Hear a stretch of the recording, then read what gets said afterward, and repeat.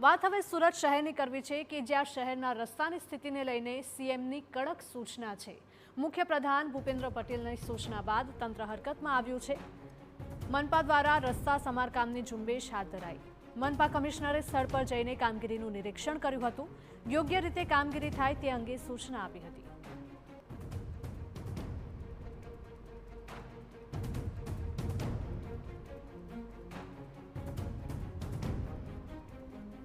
34 જેટલા રોડ્સ ઉપર ઝુંબેશ સ્વરૂપમાં પેચવર્કની કામગીરી શરૂ કરવામાં આવી છે અને 12 જેટલા રોડ્સ ઉપર રોડ રિસર્ફેસિંગની કામગીરી શરૂ કરવામાં આવી છે।